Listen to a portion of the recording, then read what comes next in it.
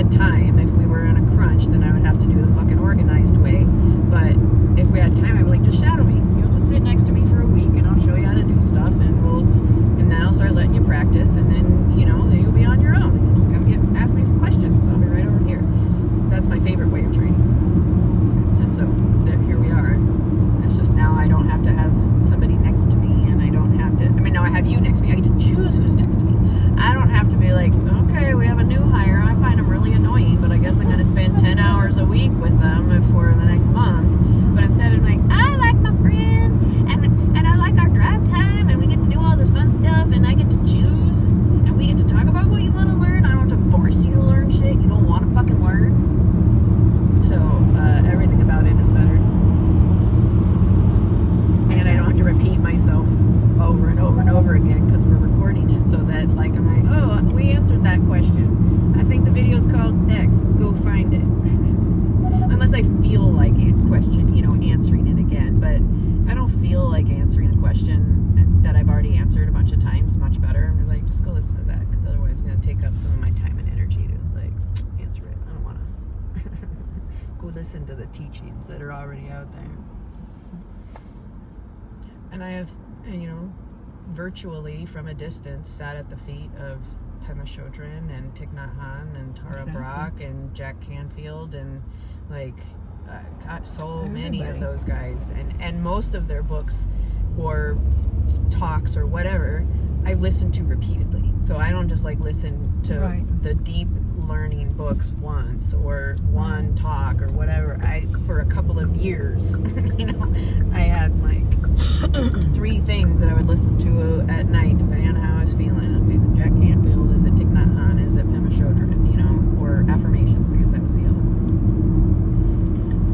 Usually health and body focused, so that's why your chakra balancing practice is, like, so perfect, because it's a higher version, like, just such a much more beautiful, higher connective version than the John Kabat-Zinn full catastrophe living, like, mindfulness-based stress reduction body scan. That was the first time I had that sort of experience, was with that body scan.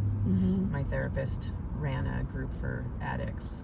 And my behaviors are all the same as addicts. It's not a substance necessarily. Well, cortisol, addict cortisol.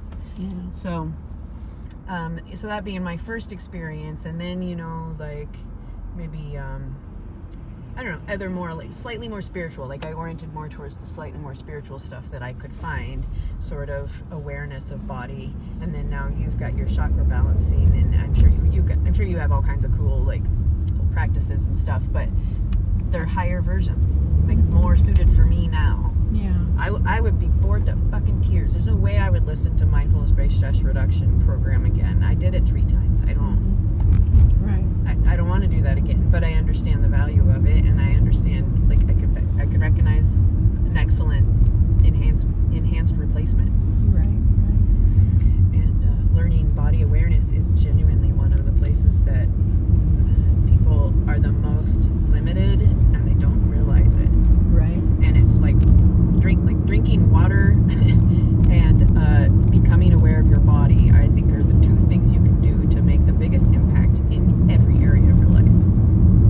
What do you think? Well, I think that's big. The body, though, is attached to the ego, and so you have to just be kind of careful that what you're doing is not ego-driven. See, good point.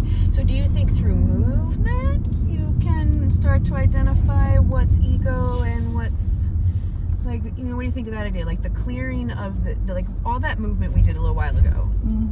Wasn't that ego probably, and trauma and, like, pent up shit that we were clearing? Yes.